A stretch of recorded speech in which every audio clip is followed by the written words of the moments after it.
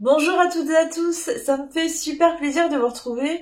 Ça fait un petit moment que je suis pas venue comme ça vous parler en face à face d'un sujet bien particulier. Alors oui, il y a eu des vidéos ces derniers mois, c'était surtout des enquêtes, mais vous parler vraiment comme ça de ce que j'ai dans le fond du cœur ou au fond de ma tête, ça fait un petit moment. Donc moi ça me fait super plaisir, j'espère que vous aussi. Le sujet d'aujourd'hui est un sujet bien précis puisqu'on va aborder le sujet de la médiumnité. Et on va surtout parler d'une série qui est sortie sur Netflix qui s'appelle À l'écoute de l'au-delà avec Tyler Henry, qui est une série que j'ai trouvée absolument incroyable. Alors, évidemment, je vais parler de cette série en détail, je vais beaucoup spoiler, donc si vous ne l'avez pas vue, peut-être regardez la série avant, il y a 9 épisodes, ça va assez vite. Maintenant, voilà, si vous voulez quand même regarder la vidéo, sachez que je vais quand même donner des détails sur certains moments de la série.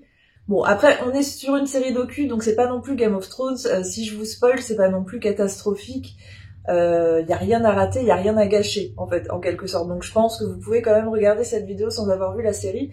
Et peut-être même que ça vous donnera envie de la regarder, parce qu'honnêtement, je vous la recommande fortement. Alors cette série, elle est sortie il y a à peu près un mois sur Netflix et elle a tout de suite fait un carton. En fait, elle a attiré pas mal de monde. Bon, il faut savoir aussi que Netflix a pas non plus une grosse bibliothèque de documentaires ou même de séries autour du paranormal. Donc à chaque fois que ça sort, forcément, ça fait du bruit. Il y a beaucoup de monde qui regarde. Et les premiers retours que j'ai vus sur les réseaux sociaux étaient plutôt positifs. Du coup, moi forcément, j'étais un peu passée à côté au début. Je me suis jetée dessus. Je connaissais déjà Tyler Henry parce que je sais qu'il a déjà un petit background. Alors je sais pas du coup si vous le suiviez avant, mais en fait Tyler Henry c'est un médium. Dans cette série en fait qu'on découvre sur Netflix, il va à la rencontre de personnes sans savoir qui sont ces personnes avant. Et en fait il leur fait des consultations sans même savoir qui ça doit concerner à l'aide d'objets. Et voilà, on le suit comme ça tout au long de la série, rencontrer plusieurs personnes. Et c'est hyper intéressant, alors je vais y revenir après en détail. Mais du coup, Tyler Henry est un médium qui est très jeune, il a 25 ans environ, mais c'est surtout un médium qui est déjà extrêmement connu et réputé aux États-Unis. D'ailleurs, je sais pas si vous avez fait attention, mais au début de la série, il y a un texte qui dit il y a 300 000 personnes qui sont en attente pour consulter Tyler Henry tellement il est réputé en fait. Et en fait, Tyler Henry, ça fait un petit moment déjà qu'il est à la télé, alors il avait été plus ou moins aperçu dans la série sur les Kardashians où il était venu faire une consultation à toutes les sœurs. Et en fait, à partir de là, il s'est fait repérer et ça a tout de suite explosé. Il a ensuite eu sa propre série Hollywood Medium quasiment l'année suivante. Il y a eu 4 saisons et il partait en fait à la rencontre de célébrités pour leur faire des consultations médiumniques. Et ça a tout de suite pris en fait. Les gens adorent vraiment Tyler Henry. Voilà, c'est quand même une série qui a eu une certaine répercussion, que les gens ont regardé, et surtout, comme je vous dis, ce qui fait le succès de tout ça, c'est l'incroyable personnalité de Tyler. Alors, pour les gens qui ont regardé la série, ou peut-être qui le connaissaient sur Hollywood Medium, je sais pas ce que vous pensez, vous déjà, un, de la série, et deux, de Tyler. Moi, ne serait-ce qu'en tant qu'humain, c'est une personne qui me touche beaucoup. Je sais que c'est difficile quand on voit des personnes à la télé de définir si elles sont sincères ou pas. Après, je peux me planter, attention, c'est jamais fiable à 100%, mais mon instinct me dit que ce Tyler, là, il est véritablement sincère et que la façon dont il est dépeint dans la série, c'est peut-être à 90%, peut-être pas à 100%, parce que j'imagine bien qu'il a des défauts, en fait, mais j'imagine que c'est vraiment sa personnalité dans la vie, que c'est une véritable bonne personne, généreuse, gentille, sensible, empathique. Et moi, en fait, ce qui m'a renvoyé tout au long de la série, c'était tellement positif, ça m'a conforté sur plein de choses, déjà l'être humain, parce que c'est trop cool en fait de voir des êtres humains aussi authentiques et sincères. Moi ça m'a fait du bien de voir cette série, ne serait-ce déjà que pour cette raison, je peux vous le conseiller en fait. Regardez la série juste pour Tyler, parce qu'il fait du bien. Deux, en tant que médium, je dois avouer qu'il m'a épatée. Alors je vais y revenir en détail parce que c'est justement tout le sujet de la médiumnité que je vais aborder, et surtout en tout cas moi le point de vue que j'en ai aujourd'hui. Mais moi, vraiment, ces consultations, je les trouve bluffantes. C'est un truc de fou, c'est au-delà d'un don qu'il a, c'est bluffant. Alors, d'ailleurs, ce qui est intéressant, quand lui, il raconte un petit peu son parcours, parce que, en effet, c'est extrêmement étonnant de voir ce médium de 25 ans, que tout le monde se déchire, parce que tout le monde va avoir une consultation avec, et tout le monde n'y arrive pas, être aussi connu à 25 ans, parce que maintenant, il a écrit des livres, évidemment, il fait des consultations publiques où il y a des centaines et des centaines de personnes, c'est assez incroyable. Et on se dit, mais comment c'est possible? Parce que surtout les médiums, parce que moi je suis pas médium, mais déjà quand tu es médium, alors tu sais que tu as un don en général depuis l'enfance, mais par exemple si on regarde Patricia Daré, puisque c'est à peu près l'une des rares médiums qui est très connue en France, elle explique qu'elle a eu son don plus tard en fait. Mais elle aussi c'est pareil, elle a réussi à convaincre très rapidement les gens à partir du moment où elle avait son don. Mais c'est pas si évident que ça de faire parler de soi et surtout de faire parler de soi à un point que la télévision veut faire une série sur vous en fait. Donc là c'est peut-être là où Tyler avait un truc assez unique et on se dit c'est incroyable en fait, sur sa vie entière, la moitié de sa vie, il l'a passé à la télé quasiment, donc c'est un truc de fou. Pour essayer sur Tyler d'ailleurs et pour comprendre un petit peu comment tout ça lui est arrivé, il explique du coup que dans son parcours, son don est arrivé assez tôt, mais il n'est pas non plus arrivé quand il était jeune enfant. Il a eu sa première vision vraiment à 10 ans. En fait, il explique du coup l'histoire que il savait un matin en se réveillant que sa grand-mère était morte. Et quelques minutes plus tard, du coup, sa maman recevait un appel pour dire que la grand-mère était morte et qui confirmait le truc. Et moi, c'est rigolo parce que quand j'ai entendu ça, ça m'a rappelé une expérience que j'ai moi-même vécue qui est à peu près similaire et qui s'est passée aussi autour d'une mort. En fait, quand mon grand-père est mort, le téléphone a sonné chez nous. Et en fait, au moment où le téléphone a sonné, je savais que mon grand-père était mort. Et en fait, j'ai commencé à pleurer direct. Je me suis effondrée. Et il s'est passé 2 sonneries, ma mère me regardait comme ça, mais qu'est-ce qui se passe? Prendre le téléphone, apprendre la nouvelle que mon grand-père était mort, et moi j'étais déjà, je sais, en fait, il a fallu que le téléphone sonne pour que ça déclenche quelque chose chez moi, mais je le savais. Je savais que mon grand-père était mort, je savais que c'était un drame, et c'est un petit peu comme Tyler, donc j'ai trouvé ça assez étonnant, ce parallèle. Bon, la seule différence, c'est que moi aujourd'hui, en fait, j'ai pas forcément un don qui s'est développé, on y reviendra après, mais j'ai peut-être une sensibilité, quelque chose comme ça, mais je ne suis pas médium, ça c'est sûr et certain. Donc lui, par contre, ça a déclenché vraiment à partir de là, il a eu des communications qu'il a plus ou moins gérées. Apparemment, il a eu une période au collège, au lycée, qui ont été assez affreuses, parce que du coup, très rapidement, il s'est senti différent. Et ça, c'est rigolo, parce que c'est un truc qui ressort très souvent chez les médiums quand on parle avec eux et qu'on s'intéresse un petit peu à leur vie. En tout cas, moi, c'est des choses qu'on m'a racontées très souvent, que le parcours scolaire était complexe parce que on se sent pas en phase avec les autres enfants, on vit une vie extrêmement différente et parfois même le parcours adulte est extrêmement compliqué. Moi, j'ai rencontré des médiums qui étaient pas loin de vivre l'enfer en fait, qui avaient beaucoup de mal à avoir des amis, à avoir des amants et c'est pas si évident que ça en fait. Alors, revenons à la série. La série en elle-même, je trouve qu'elle est incroyablement construite et scénarisée. J'ai trouvé la photographie jolie, j'ai trouvé qu'il y avait de la sensibilité. Alors, faut que je vérifie, j'ai pas regardé ça, mais je me demande si c'est pas une femme qui est réalisatrice parce que j'ai trouvé qu'il y avait une vraie sensibilité et qu'on n'hésitait pas justement à faire ressortir cette sensibilité, surtout au niveau de Tyler. Et j'ai trouvé ça génial parce que vous savez, on vit à une ère où encore aujourd'hui, c'est très compliqué de dépeindre des hommes avec de la sensibilité et je trouve ça grave en fait parce que bien sûr qu'il y a des hommes sensibles et j'ai même envie de dire tous les hommes sont sensibles. Il y a des hommes qui vont le montrer plus que d'autres mais c'est quelque chose que la société ne veut pas montrer parce que voilà, l'homme est censé être viril, l'homme est censé être macho, on se base sur des standards qui sont complètement archaïques et du coup j'ai aimé ça en fait, j'ai aimé qu'on montre ce Tyler à fleur de peau, sensible, empathique, franchement, c'est incroyable. Ne serait-ce que pour ça, c'est beau. Le rapport qu'a Tyler avec les gens est beau. Et pareil, les gens, la façon dont ils reçoivent Tyler et surtout ce que Tyler leur dit, c'est incroyable. Enfin, moi déjà, j'étais énormément touchée par tout ça. Et en plus, au milieu de tout ça, parce que du coup, en effet, on voit ces consultations à l'aveugle. Donc, une consultation à l'aveugle type, c'est quoi? C'est Tyler, du coup, qui se rend chez la personne sans savoir qui c'est, sans savoir ce que ça va concerner. Et en fait, lui, il a une manière pendant ses consultations, c'est qu'il fait des gribouillis sur un cahier, et je pense que c'est une sorte de méthode hypnagogique qui doit lui apporter une sorte de transe. Alors, les méthodes hypnagogiques, on va les retrouver avec sur d'autres façons, avec des sons, avec de la lumière. Ça permet d'apporter une sorte d'état de semi-conscience qui nous permet surtout de nous ouvrir à cet autre monde où on peut avoir des communications. Nous, par exemple, on l'utilise beaucoup en enquête avec la méthode Estes, qui est une sorte de méthode hypnagogique. Et là, en l'occurrence, c'est ce que j'ai ressenti. Alors, il le dit pas que c'est une méthode hypnagogique, mais j'ai l'impression que cette façon de gribouiller comme ça, c'est sa façon un petit peu de se connecter à l'autre monde et d'avoir les messages. Et c'est ce qui se passe. Du coup, on le voit gribouiller, on voit les gens en face. Parfois, les gens donnent des objets, parfois pas du tout. On le voit se connecter aux objets, les tenir dans la main, tout ça, et il commence à dire des choses.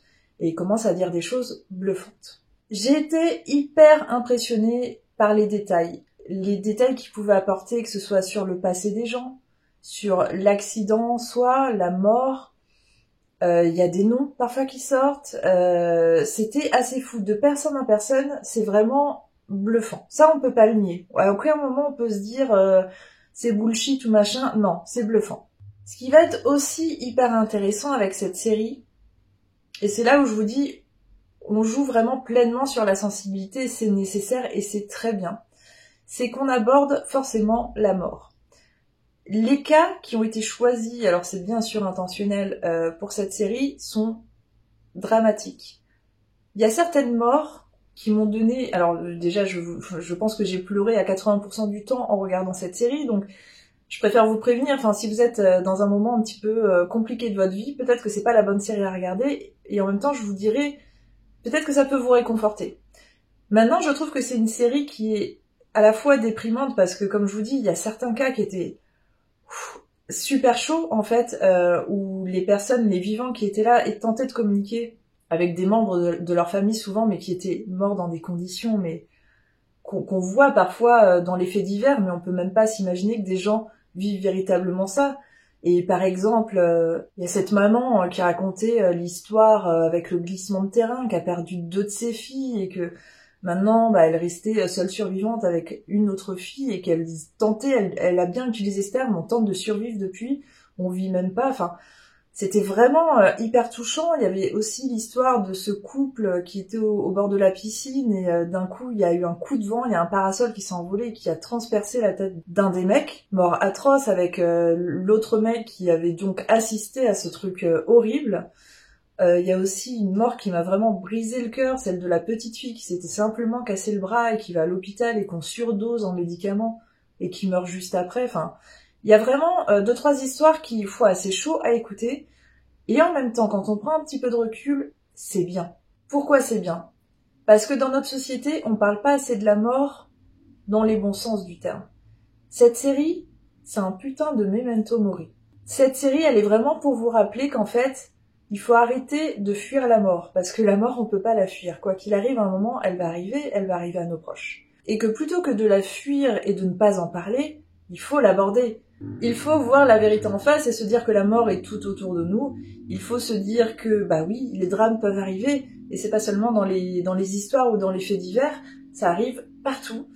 Et il faut vivre en paix avec ça. Alors je sais que c'est compliqué, et je vous inquiétez pas, je suis la première concernée par ça, parce que, comme tout le monde, moi je suis pas toujours à l'aise avec la mort, et même si c'est un milieu où forcément j'essaye d'en savoir plus sur le monde d'après qui me ramène forcément à la mort, je suis pas forcément en paix avec ça, et surtout avec la mort de mes proches. Et c'est pour ça que cette série, elle est importante, parce que ça permet enfin d'en parler. Si vous regardez bien, dans notre société, on n'en parle pas assez de la mort. Et on n'en parle pas assez librement, sans tabou, et même si c'est dramatique, et même si c'est triste, on n'en parle pas. Et il faut en parler. Donc là, même si on était sur des consultations médiumniques, sur lesquelles, franchement, la série aurait pu passer outre les drames, vraiment de la mort, et aller directement sur les consultations de l'après-vie, c'était bien qu'on s'arrête un moment en disant, voilà, cette personne avec qui vous êtes en train de communiquer, elle est morte de ça, c'est dramatique, et il faut l'accepter. Et je vous dis, moi je trouve ça très bien, un putain de memento mori, on en a besoin. Dans les choses qui vont être aussi intéressantes, c'est que Tyler dans cette série n'est pas appelé que pour des consultations médiumniques avec des personnes qui ont trépassé, mais il va être appelé aussi sur une enquête. Et là j'ai trouvé ça intéressant parce que moi ça m'a rappelé une histoire que j'ai vécue, alors c'était au tout début quand je rentrais dans le paranormal et que j'essayais de rencontrer un tas de personnes. Et à l'époque en fait j'essayais beaucoup de communiquer avec des médiums parce que je m'intéressais beaucoup à leur travail. Et j'avais eu un échange avec une personne qui était médium, qui habite probablement toujours dans le sud de la France, et qui en fait, elle travaillait beaucoup avec la police pour les aider justement sur des cas de disparition ou de meurtre. En tout cas, des cas où la police avait un petit peu de mal à trouver des infos. Et elle travaillait vraiment ouvertement avec la police et je trouvais ça génial parce que j'avais l'impression que c'était vraiment seulement aux États-Unis où on avait vraiment des profilers qui pouvaient aider les policiers. Et en fait, non, on a cette personne, en tout cas tout du moins en France. Alors est-ce qu'il y en a plein partout, je ne sais pas. Et du coup, ça m'a rappelé ça. Et du coup, sur ce cas-là précis, Tyler donne des infos. Alors, il fait couper la caméra à ce moment-là, donc on sait pas vraiment ce qui a été dit. On sait juste que, par contre, parce qu'à la fin, il y a une sorte de conclusion qui dit, voilà, l'enquête est toujours en cours et pour l'instant, on n'a rien trouvé. Donc, est-ce qu'il a donné de bonnes infos, pas de bonnes infos? Mais en fait, il expliquait justement que c'était un autre exercice de faire ça parce que, apparemment, l'enquête concernait une personne qui avait disparu qui était probablement encore vivante. Et du coup, Tyler explique très bien que lui, en fait, il est plus du tout sur une communication défunt, il est sur une communication où il essaye de communiquer justement avec une personne vivante ou alors de voir ce qu'il y a autour d'elle. Et c'est du remote viewing. Et ça, en fait, c'est quelque chose de complètement différent qui est possible si on est médium, mais qu'il faut quand même maîtriser. Et apparemment, je vous dis, il a eu quelques visions, il a donné des infos. Maintenant, est-ce que c'était réel? Ça, c'est encore autre chose. Un autre truc qui a été aussi hyper intéressant et qui n'a rien à voir avec les consultations médiumniques, mais en fait, à un moment, il va faire une consultation à un couple dans un temple taoïste. Et il commence à recevoir des messages genre il y a du feu, il y a eu du feu, puis apparemment c'est très insistant parce que lui insiste beaucoup et le couple ne sait pas, ne comprend pas, il dit non, on voit pas du tout à quoi c'est lié et lui du coup il est un peu perdu parce qu'il dit je sais pas, moi on insiste beaucoup et on me dit attention, faites attention à cet endroit, ne laissez pas la chaleur s'engouffrer, quelque chose comme ça. Et du coup ça n'aboutit sur rien, donc lui il repart, consultation peut-être un peu moyenne, il rentre chez lui et dans la nuit en fait le temple taoïste a pris feu. Et du coup, il revient le lendemain et tout le monde est complètement halluciné, abasourdi, parce qu'en plus c'était un temple taoïste avec vraiment des reliques anciennes, tout ça, donc c'est vraiment catastrophique. Et j'ai trouvé ça intéressant parce qu'il expliquait aussi, lui, que parfois, il lui arrivait pas seulement d'avoir des contacts défunts, mais d'avoir aussi des messages sur l'avenir et sur des choses qui allaient arriver. Et c'est intéressant aussi parce qu'il est assez honnête pour dire que comme tout ça est sujet à interprétation, c'est pas toujours évident de savoir si c'est un message pour prévenir sur l'avenir ou sur un message de quelque chose qui s'est passé. Parce que lui, il reçoit quoi? Un mot, il voit une image, il voit des choses comme ça, en fait. C'est comme ça que ça se passe pour les médiums, en fait. Et du coup, c'est lui qui, après, à force d'expérience, va interpréter. Et il disait que souvent, il s'était retrouvé dans des situations où il avait dit des choses en pensant que ça appartenait aux défunts, et en fait, ça appartenait aux vivants devant. Et il a pu parfois annoncer des maladies qui allaient venir ou des choses comme ça. Donc c'est pas évident et c'est bien parce que Tyler nous le rappelle avec honnêteté. Ça reste malgré tout assez incroyable puisqu'il avait vraiment eu des messages concernant un fait qui allait arriver et un fait qui aurait pu être évité si tout le monde avait compris à ce moment-là, mais on va jeter la pierre sur personne parce que c'est très très compliqué à interpréter et personne n'aurait pu le savoir en vérité.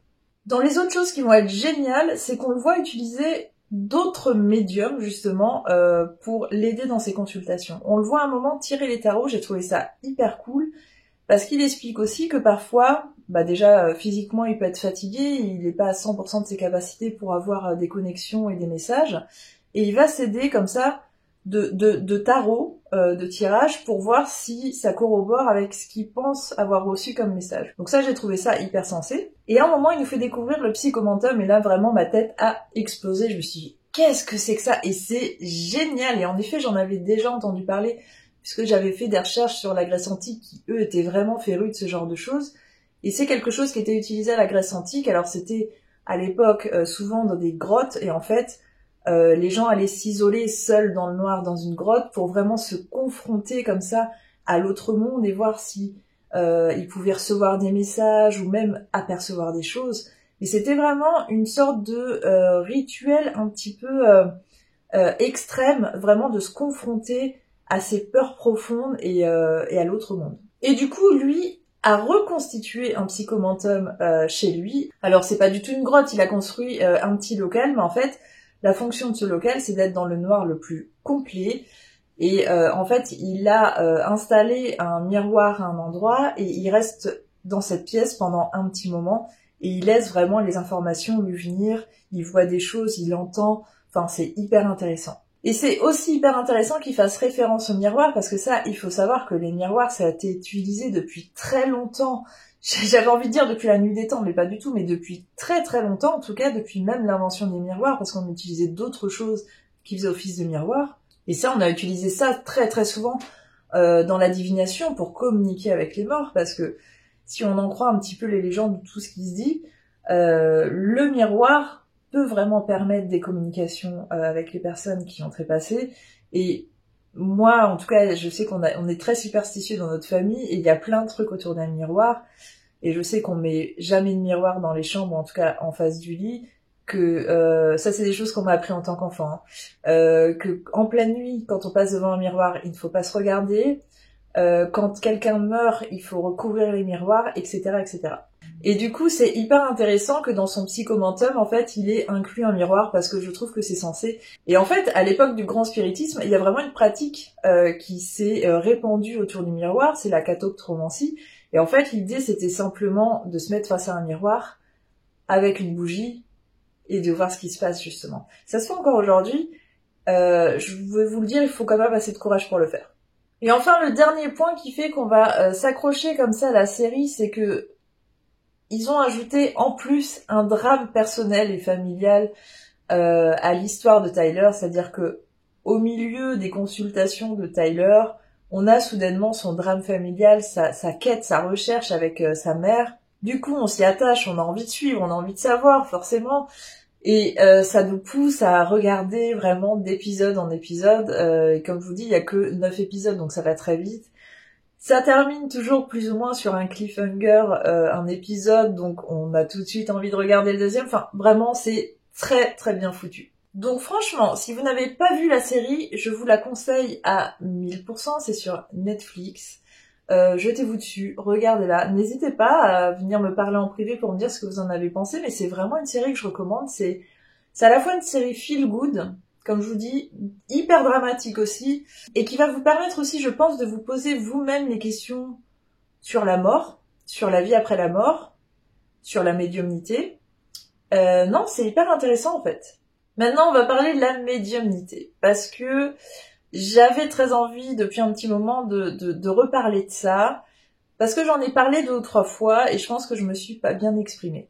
J'en avais parlé déjà sur une vidéo que j'avais fait dans ce format-là, justement, où je parlais de la série, je crois que ça s'appelait La vie après la mort, et où vraiment c'était une série docu où on voyait des médiums, on voyait des chasseurs de fantômes, etc., etc.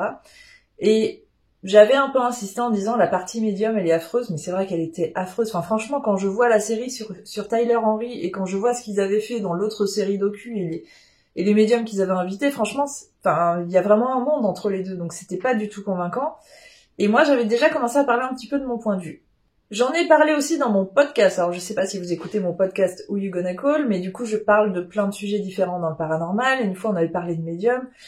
Et j'avais expliqué que moi, en fait, les médiums, mais je l'avais très raccourci, je disais que les médiums, moi, bien sûr, je suis sûre qu'il y a un don et qu'il y a quelque chose. En fait, pour moi, tous les médiums ne sont pas des arnaqueurs. Il y en a, mais pas tous. Mais rien ne nous dit qu'ils ont des messages de personnes qui sont décédées. Et après ça, et c'est absolument normal, j'ai reçu évidemment beaucoup de messages. Alors, jamais je me suis fait attaquer, et ça je vous remercie toujours pour ça, parce que je trouve que j'ai une communauté de gens qui me suivent, qui sont très respectueux et très gentils. Par contre, j'ai bien vu que mes mots avaient écorché certaines personnes, alors même si j'avais pas du tout été agressive, des personnes médiums, du coup, qui se sentaient un peu attaquées, et je leur ai réexpliqué en leur disant non, je suis pas en train de dire que ce que vous faites c'est du fake, j'aimerais juste que quelqu'un m'explique à quel moment, en fait, vous êtes persuadé que c'est un mort qui vous parle, et que c'est pas autre chose. Et c'est vraiment ça ma quête en fait. Et du coup, j'ai senti après tous ces messages qu'il fallait absolument un jour que je refasse une vidéo sur les médiums, et du coup je vais profiter de ce sujet pour parler un petit peu de mon point de vue, et surtout pour permettre peut-être d'ouvrir les esprits à un truc où on pourrait se dire, venez, on essaye de réfléchir à tout ça, tous ensemble en fait, sans s'attaquer les uns les autres, sans se juger, sans dire c'est fake ou c'est bullshit ou machin. Non, venez juste, on essaye de comprendre ce qui se passe. Et de toute façon, ce qu'il faut comprendre, c'est que vous savez, moi je suis arrivée à un stade avec tout ce que je fais où je ne peux plus me baser sur des croyances en fait. Et d'ailleurs, ce que je crois n'est plus important. J'ai vécu beaucoup trop de choses à la fois dans ma vie personnelle, je parle de phénomènes paranormaux, hein, qu'en enquête, qu'à un moment, je peux pas juste me contenter d'observer et de dire d'accord, oui, ça existe, et de passer à autre chose. Et de toute façon, ça a été ma démarche initiale quand j'ai vécu mon premier phénomène, c'était de ne pas me contenter de ça, et d'essayer de comprendre. Et là, c'est le message que j'essaye de donner, en fait, par rapport au médium, c'est venez, on essaye de comprendre, en fait. On essaye de comprendre ce qui se passe. D'accord, il se passe un truc. C'est fabuleux, c'est un don, c'est magique, mais venez, on essaye de comprendre. Donc, déjà, en effet, je vais insister très fort là-dessus pour toutes les personnes médiums qui me suivent et qui m'apportent beaucoup d'amour et de soutien. Je vous vois et je vous crois. D'accord ? Ça, déjà, je veux vous rassurer là-dessus. Je sais que dans la médiumnité, il y a beaucoup de charlatans. Ça ne vous aide pas. Je suis désolée pour vous. Mais ils sont présents comme dans tous les milieux. Maintenant, c'est vrai que peut-être que dans la médiumnité, c'est un peu plus facile parce que il suffit en effet d'avoir un bon charisme, de savoir bien raconter les histoires pour pouvoir en effet salir ce métier.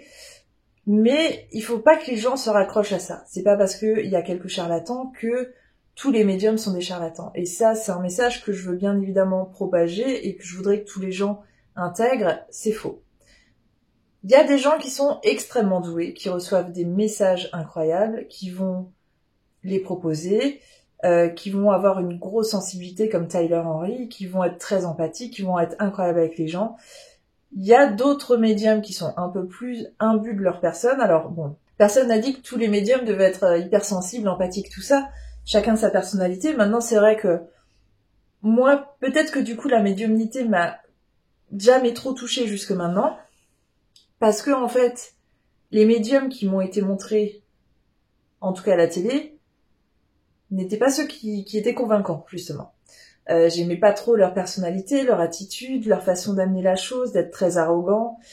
Et surtout, enfin, les messages délivrés, je les trouvais pas incroyables.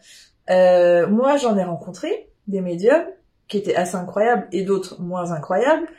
Et là, je vous dis, Tyler Henry m'a un petit peu réconcilié avec tout ça en me rappelant qu'en effet, il y avait des gens formidables dans ce milieu. Bien sûr, comme partout, je le sais. D'ailleurs, il y a une des personnes absolument adorables qui m'avait rappelé un petit peu à l'ordre dans un des messages en me disant « Mais tu sais, dans les chasseurs de fantômes, il y a aussi des personnes arrogantes et affreuses. » Et je lui ai dit « Je sais. » Et elle avait dit « Tu sais, nous, on généralise pas. » Je sais, j'ai essayé d'expliquer, je sais. Moi, je veux pas généraliser non plus. Et d'où l'importance de cette vidéo, c'est très important. Donc non, je ne généralise pas et je fais bien en tant qu'individu. Et surtout, la problématique, c'est pas tant ce que vous faites de votre don, mais de comprendre ce que vous recevez. C'est ça, en fait, vraiment, que je veux comprendre. C'est pas votre don, j'y crois. Autre chose que je voudrais rajouter, c'est que, je vous dis, il y a des personnes extrêmement douées, pour de vrai. C'est un truc de fou. Mais je pense aussi, et je sais que d'autres gens le pensent, d'autres peut-être pas, que la médiumnité, pour moi, est accessible à tous.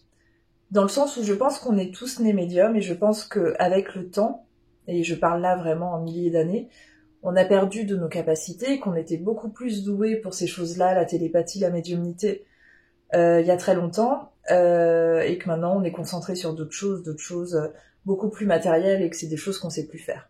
Il y a des personnes, heureusement, qui savent encore le faire. Mais je pense que techniquement, on est potentiellement tous médiums. Voilà, donc ça c'est un point important que je voulais ajouter, parce que dans ces fameux médiums arrogants, il y a ceux en fait qui vont mettre en avant justement ce don incroyable que personne d'autre peut avoir. Alors que moi je pense vraiment potentiellement d'autres personnes pourraient l'avoir. Ce serait un petit peu comme une personne qui va avoir des prédispositions avec le dessin dès l'enfance et qui va faire des dessins incroyables, et une personne qui va devoir prendre des cours pendant 20 ans pour atteindre un niveau incroyable.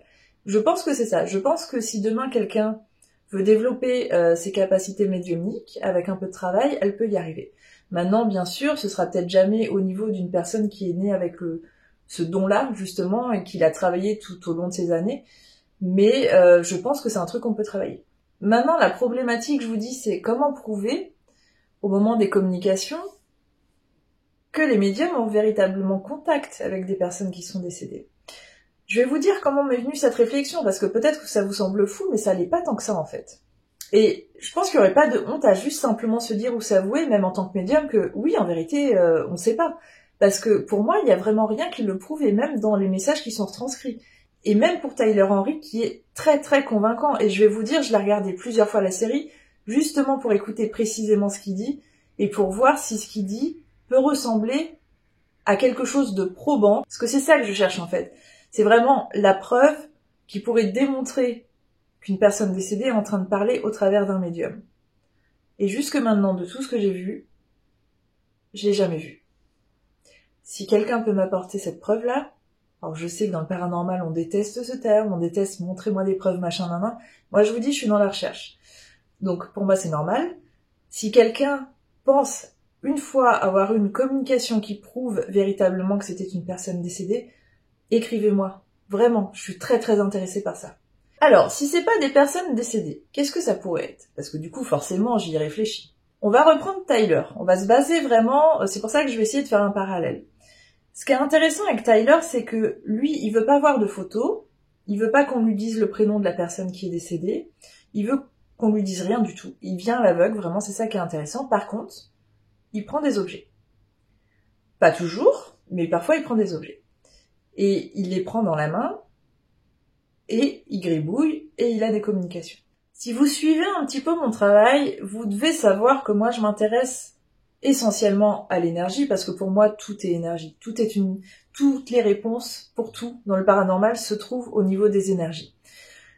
Et du coup, pour moi, les énergies, elles se répercutent dans les objets, dans toutes les choses inanimées, en fait. C'est pour ça qu'il y a des lieux hantés, c'est pour ça que chez nous, on va aussi pouvoir créer des fantômes, c'est pour ça qu'il y a des objets hantés. Et sans parler d'objets hantés, dans cette énergie, il y a aussi de la mémoire qu'on va potentiellement envoyer, même nous en tant que vivants. Quand Tyler a ses objets dans la main, peut-être qu'il a accès à cette mémoire qui va arriver dans sa tête sous forme d'image, sous forme de son, sous forme même de la personne probablement, parce que en fait, il y a ça aussi. Quand un médium vous décrit un petit peu ce qu'il vit, il n'a pas une communication, genre il n'a pas quelqu'un en face de lui qui lui parle tout simplement en lui disant oui, c'est moi, c'est Simone, alors je suis décédée tel jour de ça. Non, c'est des trucs qui vont très vite, c'est des images, des sons, des machins, c'est des rébus en fait. Et c'est ce que je disais en début de vidéo, tout ça, c'est une question d'interprétation. Et c'est aussi ce qui va vous définir en tant que médium si vous arrivez à bien interpréter. Et donc ça peut être déjà une réflexion de se dire, ok, est-ce qu'à ce moment-là, un médium n'aurait pas accès du coup à la mémoire d'une personne décédée au travers d'un objet ou même des vivants qui sont restés. À ce jour, il n'y a absolument rien qui pourrait le prouver puisque la science n'est pas capable de nous dire ça. Mais pourquoi pas? Je veux dire, c'est pas plus absurde que se dire qu'il y a une personne décédée qui est en train de parler à un médium, en fait. Ça pourrait être une des possibilités. Une fois de plus, je le précise, j'ai envie de beaucoup insister sur ça. Si c'était ça la réponse, ça ne veut pas dire que le médium n'a pas de don ou que c'est un arnaqueur. Pour moi, ça reste quelqu'un de formidable qui a un don de fou et qui est capable de vous donner comme ça, de vous retracer la mémoire de quelqu'un. C'est complètement fou, hein. Dans les choses aussi qui m'ont fait poser ces questions, c'est que dans le scénario en fait du médium type quand il est en consultation, ça se ressemble vraiment toujours. C'est d'ailleurs assez impressionnant parce que j'ai un peu de mal à comprendre pourquoi. Au départ, c'est beaucoup de détails sur la personne de son vivant. Alors souvent les médiums disent oui, c'est pour que la personne puisse se faire connaître puisque allez, on va se dire que vraiment c'est des personnes décédées qui communiquent. Peut-être en effet que de l'autre côté c'est compliqué de communiquer, du coup on envoie des images vraiment comme de son vivant.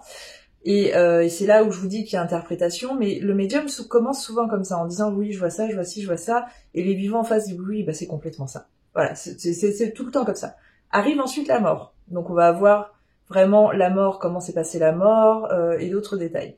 Et souvent à la fin, parce que souvent à ce moment-là, les vivants sont complètement bluffés, craquent, et c'est normal, moi je vous dis, si je voyais un médium et que j'avais un début de communication comme ça sur quelqu'un que j'ai perdu, je serais en train de pleurer toutes les larmes de mon corps, bien sûr. Et du coup, c'est là où le médium va passer à la dernière étape face à ces vivants qui sont justement bouleversés, et d'où la nécessité pour moi qu'un médium soit complètement empathique. C'est que souvent, il va délivrer un petit message pour rassurer les gens selon ce qui s'est passé. c'est soit souvent ne te sens pas coupable, je te pardonne, je vais bien, ne vous inquiétez pas pour moi, des choses comme ça. C'est souvent les mêmes messages. Mais en fait, si on regarde le process, c'est quasiment tout le temps le même, de médium en médium. Alors, dans la deuxième, justement, probabilité par rapport à tout ça, et là, il faut pas que ce soit perçu comme une attaque, mais il faut vraiment le prendre comme une probabilité, c'est le mentalisme. Je pense que certains médiums, certaines personnes en tout cas, sont douées de mentalisme. Et je ne sais pas si vous suivez les travaux de Fabien Olicard, mais Fabien Olicard est un mentaliste hyper performant, et il avait fait une vidéo justement là-dessus, sur la médiumnité, où, bon, son but à lui, c'était surtout de démontrer qu'en fait tout ça, c'était pas du tout de la médiumnité, mais du mentalisme, et il arrive plus ou moins à le démontrer dans sa vidéo, ce qui pour moi ne veut pas dire que c'est pas parce que tu as démontré sur une vidéo que c'est vrai pour tout, en fait. Mais il faudrait juste couper la poire en deux et se dire que oui, en effet, peut-être que certains médiums sont de très bons mentalistes et en effet, face au comportement des gens, en face à ce qu'il arrive à capter peut-être avec déjà les souvenirs, les choses comme ça, arrive à construire une histoire, arrive à construire des messages sensés. Et peut-être que c'est encore autre chose qui est au-delà de notre compréhension, mais en fait, tout ça pour vous dire que bien sûr, il y a quelque chose qui se passe quand on regarde des médiums en train de faire une communication défunt. Mais c'est aussi intéressant d'essayer de comprendre ce qui se passe et d'essayer de comprendre si c'est réellement des défunts qui communiquent ces messages ou si c'est des souvenirs, de la mémoire, de la télépathie, du mentalisme. C'est bien de pousser un peu le truc en fait et de pas rester sur un avis, sur des croyances comme ça, sans forcément après se dire que c'est bullshit. C'est ça que je vous dis en fait. La médiumnité, quoi qu'il arrive, elle existe, elle est présente. Maintenant voilà, je voulais juste rectifier ça en vous disant, je suis pas en train de vous dire que ce que vous faites n'est pas vrai, juste je me questionne sur ce qui vous arrive en tant que message et si vous pouvez vraiment être persuadé que ce sont des défunts qui vous parlent. Sachez également que si moi, je suis tombée dans le rabbit hole et que je suis obligée, de par mon activité, mon métier, de faire des recherches et de confronter comme ça différentes hypothèses dans toutes les situations pour qu'on essaye tous ensemble de comprendre ce qui nous arrive et ce qui se passe tout autour de nous, moi, dans le fond, j'ai envie de croire que les défunts viennent communiquer avec nous et au travers de médiums parce que eux ont une sensibilité. Croyez-moi, j'ai vraiment profondément envie d'y croire. J'ai pas du tout envie de croire qu'il n'y a pas de vie après la mort. J'ai pas du tout envie de croire qu'il est possible qu'en passant de l'autre côté, on retrouve pas les personnes qu'on a perdues. Moi, je suis un bisounours là-dessus. Moi, j'ai envie d'y croire et j'ai envie de pouvoir retrouver tous les gens que j'ai perdus une fois que je serai décédée. J'ai envie de tout ça. J'ai envie de savoir que si j'ai envie, une fois décédée, de communiquer avec les personnes qui sont restées ici, vivantes, j'ai envie de savoir que je pourrais le faire, en fait. Mais voilà, je vous dis, moi, je peux plus me contenter de croire.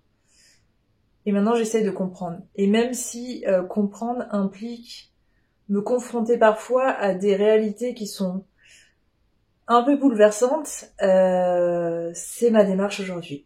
Du coup, j'espère que j'aurai un peu rectifié le tir et que les personnes qui sont médiums m'en voudront un petit peu moins, ou en tout cas qu'elles comprendront ma démarche. N'hésitez pas à m'envoyer vos témoignages si vous êtes médium et que vous pensez avoir eu des communications probantes. Je suis férue de ça. En tout cas, j'espère que cette vidéo vous aura plu. J'espère que la série aussi vous aura plu. N'hésitez pas à venir me donner votre avis sur la série. Si vous ne l'avez pas vue, éteignez cette vidéo et allez la voir. Je vous fais des bisous et je vous dis à bientôt. Ciao!